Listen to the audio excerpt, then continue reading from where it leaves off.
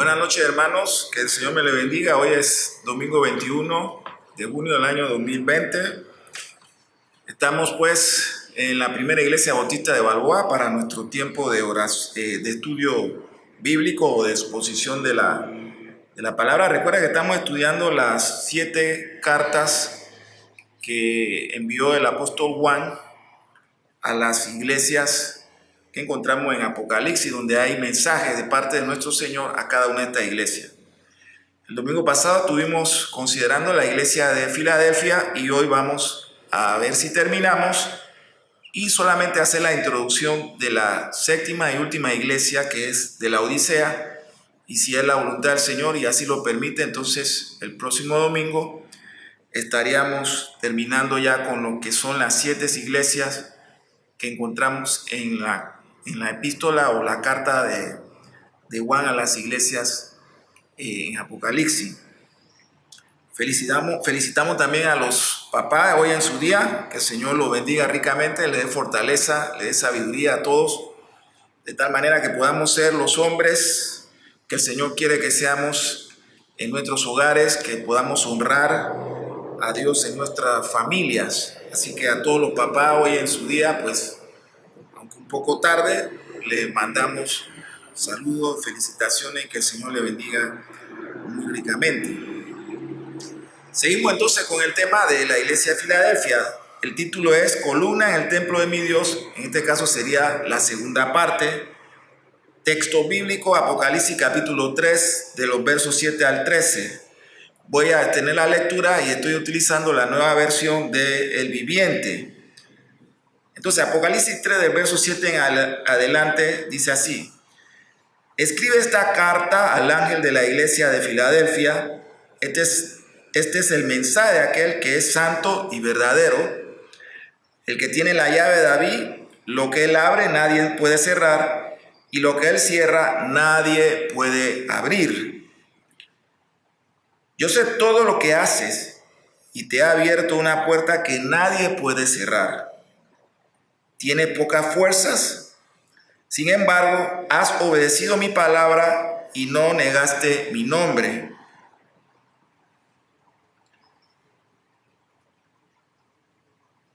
Mira a esos que pertenecen a la sinagoga de Satanás, esos mentirosos que dicen ser judíos y no lo son. Los obligaré a que vengan y se postren a tus pies.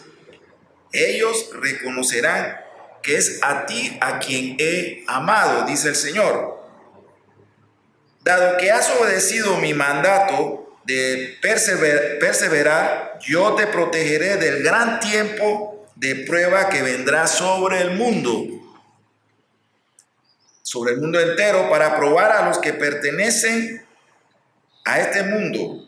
Yo vengo pronto, dice el Señor. Aférrate a lo que tienes para que nadie te quite tu corona. A todos los que salgan vencedores, le dice el Señor, los haré columnas en el templo de mi Dios y nunca tendrán que salir de allí.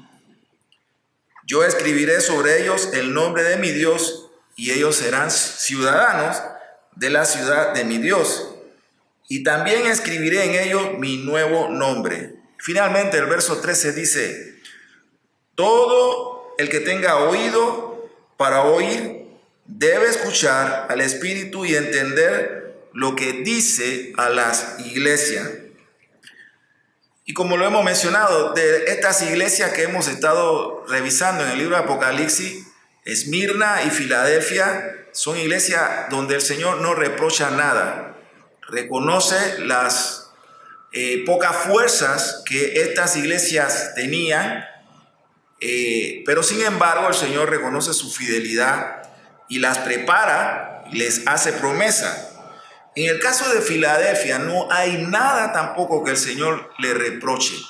El Señor le dice todo lo contrario y le anima y le señala que Él le ha abierto una puerta que nadie le podrá cerrar. Una puerta, como decíamos el domingo pasado, de acuerdo a John Stott y C.H. Carroll, esta puerta era una puerta de oportunidades. ¿Oportunidades para qué? Bueno, oportunidades para para poder presentar el Evangelio y dar testimonio del poder de Dios y del reino de Jesucristo. Entonces vamos a tener nuestra oración e inmediatamente pasamos a ir desarrollando lo que nos falta de la iglesia de Filadelfia. Amado Dios y Padre Celestial, en el nombre de Cristo Jesús, una vez más, Señor, te damos gracias por esta semana que pasó, por guardarnos, sostenernos y cuidarnos. Y gracias, Señor, por este domingo y por la semana que está delante de nosotros. Señor, te rogamos que nos ayude a ser sabios para vivir en un mundo caído y en un mundo, Señor, que sufre a causa de esta terrible pandemia que tiene a los países y a los gobiernos en situación de crisis, no solamente de salud, sino incluso crisis política y económica. Ayuda a tu iglesia, Señor, a perseverar en Cristo Jesús. Danos la sabiduría y la fuerza para saber, Señor, cuál es tu voluntad en medio de estos tiempos, como tú le decías al pueblo de Israel en el Antiguo Testamento, como escribían sobre las cartas o los libros de Moisés, que decían que a la voz de Dios andaban o a la voz de Dios se detenían. Que nosotros podamos, Señor, tener la sabiduría y también el discernimiento para poder escuchar tu voz cuando nos dice que avancemos o cuando dice a la iglesia que se detenga. Padre, te pedimos todo esto y te rogamos que nos ayude en esta noche a poder exponer tu palabra con fidelidad y trayendo honra y gloria a tu nombre.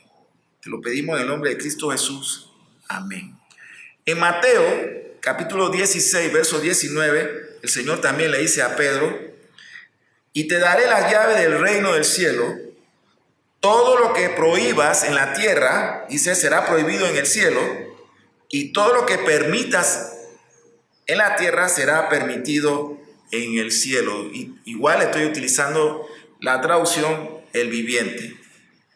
Entonces esto es una promesa que el Señor le hace a Pedro, pero realmente lo que el Señor le estaba era anunciando la autoridad apostólica que tendría tanto Pedro como el resto de los discípulos de nuestro Señor Jesucristo. Y quiero recordar algo, estoy hablando de autoridad apostólica a estos hombres que el mismo Jesús llamó y que están presentes, su autoridad está presente aún en el día de hoy, a través de todas las epístolas y cartas que ellos nos dejaron y que encontramos en el Nuevo Testamento. Esa autoridad que el Señor le delegó a ellos, a los apóstoles, está presente hoy. ¿De qué manera? Permítame repetirlo. A través de la Escritura y solamente a través de la Escritura. ¿Qué significa eso de que solamente a través de la Escritura esta autoridad apostólica está presente hoy en la iglesia? Bueno, sencillamente lo que quiere decir es que ningún hombre hoy, ningún pastor, ningún predicador puede atribuirse que él tenga esa autoridad, porque esa autoridad fue delegada exclusivamente a estos hombres a quien Cristo llamó durante su ministerio terrenal, pero claro que está presente hoy en día a través de sus epístolas y sus cartas, que puede ser una redundancia, pero están presentes hoy en la iglesia.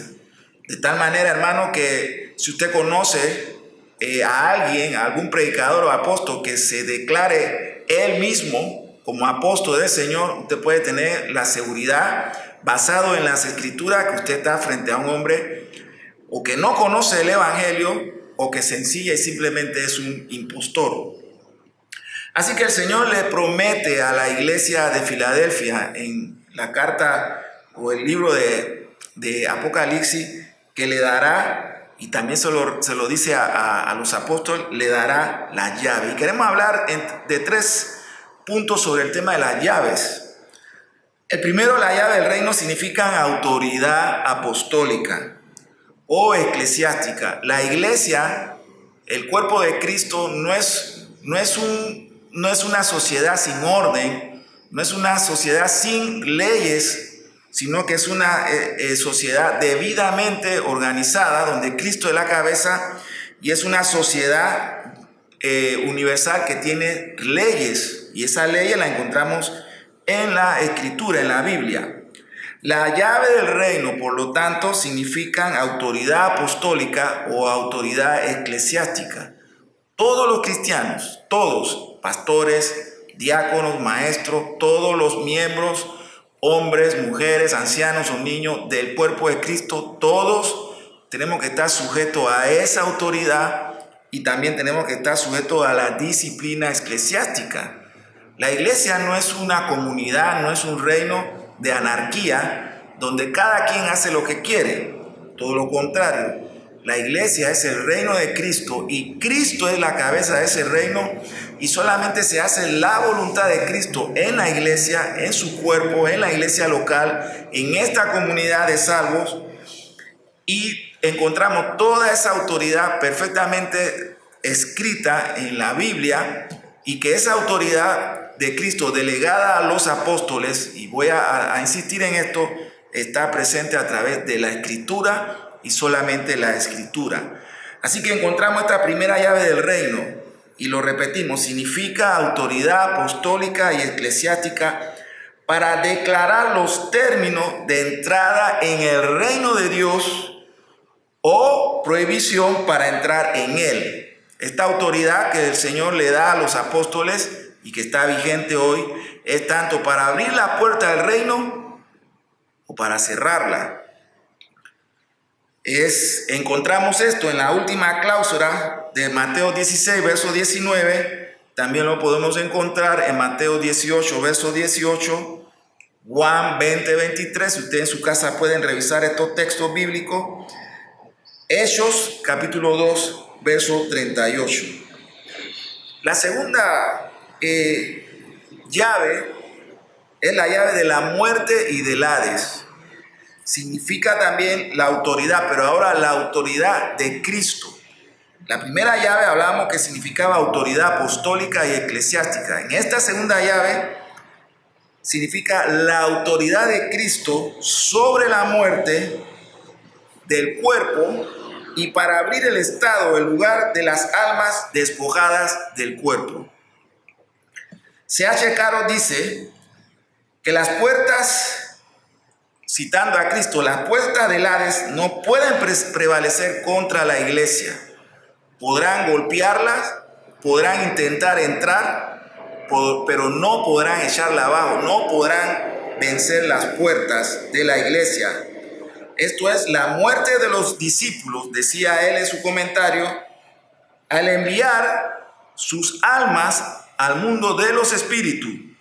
Sin embargo, nunca prevalecerá. Podemos sentir el rugido del mundo caído, el rugido de los enemigos de la iglesia, inclusive fuera de la puerta de las iglesias, pero el Señor lo detendrá. Hay una promesa de parte del Señor, de nuestro Señor Jesucristo, cabeza de la iglesia, donde Él nos dice que podrán golpear, podrán intentar tumbar la puerta, pero no van a prevalecer. Tanto, dice C.H. Carroll, tanto como para no dejar iglesias sobrevivientes, no. A través de los siglos y siglos de historia de la iglesia ha enfrentado terribles enemigos, adversarios, reyes, hombres poderosos que han tratado de eliminar, de borrar de la tierra a la iglesia de Cristo. Han logrado en algunos momentos de la historia de la iglesia, bajo la voluntad de Dios, quizás acabar con algunos hombres de Dios o poder detener la obra por un tiempo, pero siempre la iglesia ha sobrevivido a estos reyes, a estos enemigos, a estos tiempos difíciles por lo cual la iglesia ha pasado. Siempre el Señor ha permitido que la iglesia sobreviva aquí en la tierra. O cuando se dice en Hechos capítulo 2, 27, por ejemplo, el Señor dice, no dejará mi alma entre los muertos. El Señor no ha dejado la iglesia a merced de sus enemigos. Él siempre ha preservado a su iglesia. El remanente siempre ha vencido al final. En el libro de Hechos, capítulo 2, 27, dice, porque no dejarás mi alma en el Hades, ni permitirá que tu santo vea corrupción. Una promesa que el Señor le hizo a Cristo. Cristo venció los dolores de la muerte. Al tercer día resucitó, como lo dice en los evangelios. Igual con la iglesia, el cuerpo de Cristo. A pesar de los tiempos difíciles, a pesar de los terribles y perversos enemigos con que la iglesia ha tenido que lidiar y enfrentar en muchas ocasiones, la iglesia ha sobrevivido. Así que seguimos entonces hablando de la autoridad que Cristo tiene sobre la vida y sobre la muerte. En el caso, por ejemplo, de la parábola del Lázaro y el rico, la misma autoridad sobre los muertos no quiso permitir que Lázaro, que estaba en el seno de Abraham, que Lázaro, a solicitud del hombre rico, volviera o pudiera de alguna manera volver a la vida y prevenir a los familiares del rico que estaba en el Hades y prevenirlo sobre su vida y su conducta para que cambiaran. Esa es la fuerza y la autoridad de Cristo sobre la vida y sobre la muerte. No permitió, en este caso, o no aceptó la solicitud que estaba haciendo el rico ahora en el Hades de que Lázaro le avisara a sus familiares de que cambiaran para no reunirse en ese terrible lugar que es el Hades. Lo mismo que no permitió el alivio de los tormentos del rico en el infierno cuando el rico le pide, en este caso está utilizando la figura del padre Abraham, que por lo menos permitiera que Lázaro con su dedo mojara con agua la punta de la lengua del rico en el Hades. Hermanos, la oportunidad de hacer la paz con Dios, la oportunidad de reconciliarnos con Dios, la oportunidad de encontrar la paz con Dios es durante este tiempo en que estamos aquí como peregrinos en esta vida. Luego que nuestros ojos se cierran, luego que entramos a ese estado de muerte, nada puede hacerse, no se puede cambiar nada.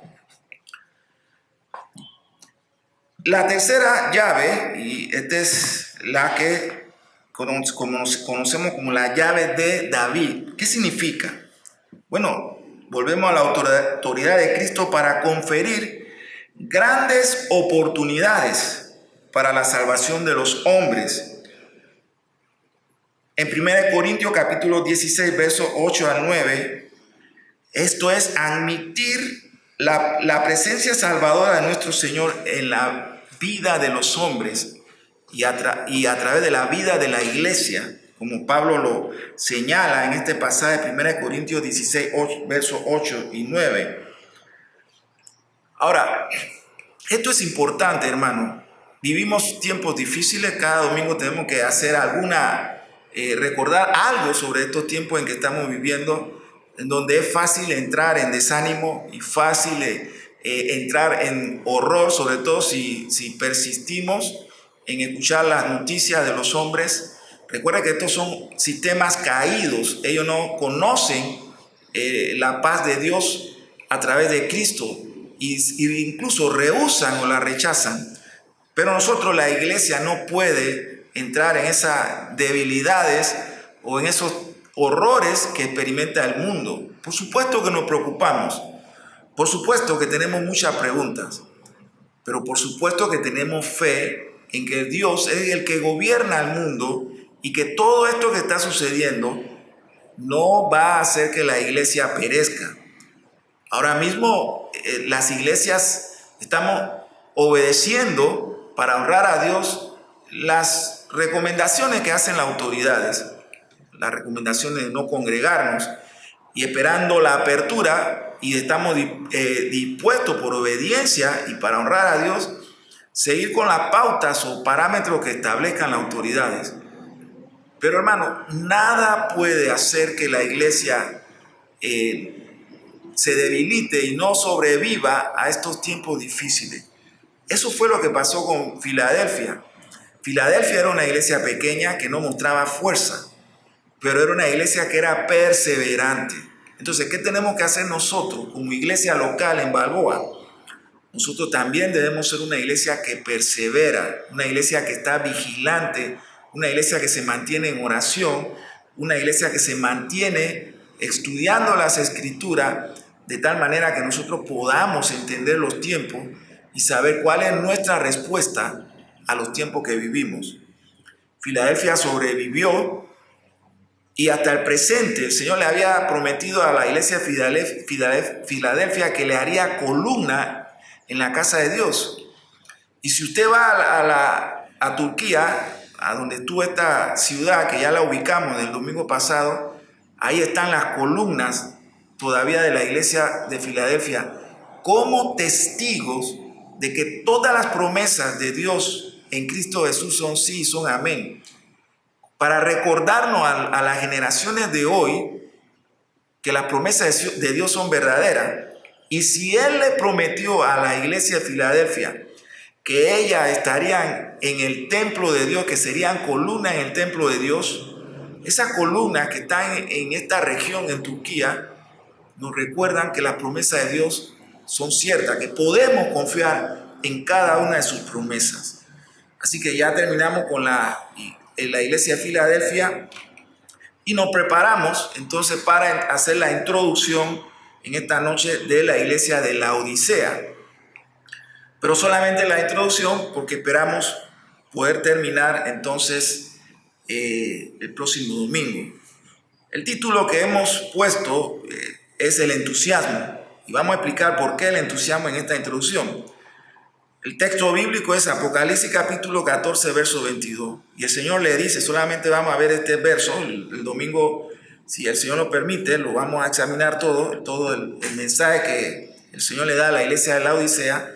El Señor le dice, yo conozco tus obras, que ni eres frío ni caliente. Y el Señor le dice, ojalá fuese frío o caliente. Introducción. El mensaje de Cristo a la iglesia de Laodicea es claro. Quiere ver entusiasmo en ellos y se lo dice muy frontalmente, muy de frente, como decimos en Panamá. Prefiere que los discípulos profesantes sean calientes en su devoción a Cristo o totalmente fríos a causa de la hostilidad, antes que tibios, y tibio es sencillamente ser indiferente. Y el Señor encuentra nauseabundo la apatía. Yo conozco muchos hermanos, yo quiero llamarlo hermanos porque no voy a dudar de su salvación, que no quieren compromiso con la iglesia local, no quieren hacerse miembros, andan dudando, pasan años y están en la iglesia local, y cada vez que la iglesia local le invita a formalizar su membresía, dicen que no, que todavía no, que hay que esperar.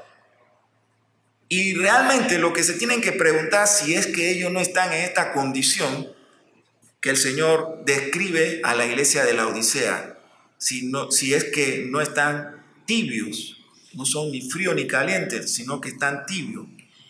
Algunos dicen, yo estoy buscando la iglesia, una iglesia perfecta. Hermano, iglesia perfecta no vamos a encontrar en un sistema caído. Iglesias que se esmeran, que están día a día luchando para poder presentarse perfectos dentro de lo que podamos entender perfecto, de acuerdo a las limitaciones de este mundo delante del Señor. Hermano, si usted es una de esas personas que por años usted se ha mantenido, que no quiere formalizar su membresía en la iglesia local, no solamente me refiero a la iglesia de Balboa, sino a la iglesia local, sea donde esté, con el nombre que sea, considere esta posibilidad de que usted es un cristiano tibio, y el Señor le dice que lo va a encontrar usted nauseabundo. Usted, si toma agua tibia, la primera sensación que su cuerpo va a sentir es de rechazo, de vomitarlo. Así que la apatía no es una buena señal de una vida espiritual sana. Frente a la Odisea, cruzando el río Licus, estaba Hierápolis, cuyas fuentes termales enviaban agua tibia hacia la Odisea y acumulaban depósitos de piedra caliza que hasta el día de hoy puede encontrarse perfectamente en esta región de Turquía. Hermano, vamos el próximo domingo a continuar con la Odisea y hacer la introducción a la iglesia de la Odisea. Se incorporó a nuestro vocabulario para cuando decimos la palabra laodicense. en nuestro vocabulario, muy poco lo usamos quizás en nuestro país, pero es un término que se ha acuñado que quiere identificar o definir a una persona así, que es apática, que es tibia, que no se involucra, que no adquiere compromiso o responsabilidades. La Odisea representa a la iglesia que exteriormente, pero solamente exteriormente, se ve respetable, pero solamente exteriormente. Interiormente carece de compromiso. Como cualquiera de las iglesias meramente nominales, aquellas iglesias que uno es miembro solamente porque está en alguna lista o porque te conocen, pero no se adquiere compromiso con el evangelio, y quizás estamos muy familiarizados o con esa clase de cristianos o quizás con esta clase de creyentes. Piensan que todo lo tienen, pero realmente carecen de todo. Generalmente en cada país, en cada sociedades y a través de los tiempos hemos encontrado iglesias así, que exteriormente se muestran fuertes, pero interiormente están debilitadas, están débiles, viven en apatía. Piensan que todo lo tienen, pero cuando el Señor las examina, lo que descubren es que carecen de todo. Así que esta es la introducción a esta última iglesia del libro de Apocalipsis, la iglesia de la Odisea. En comparación con Esmirna o con la iglesia de Filadelfia, que hemos terminado hace un momento de examinarla, el Señor le va a cuestionar fuertemente su hipocresía y su apariencia de ser una iglesia fuerte y comprometida, pero interiormente era una iglesia que estaba tibia y que no tenía compromiso ni con Cristo ni con el Evangelio. Así que, hermano, examinémonos como iglesia local en Balboa. ¿Qué rasgos o qué cosas nos identifican? ¿Cuáles son nuestras fortalezas? ¿O cuáles son nuestras debilidades? E incluso, ¿cuáles son nuestros pecados? Cuando vemos a estas iglesias, y vamos a terminar, si el Señor lo permite, el próximo domingo con la iglesia de la Odisea, para que nos podamos examinar.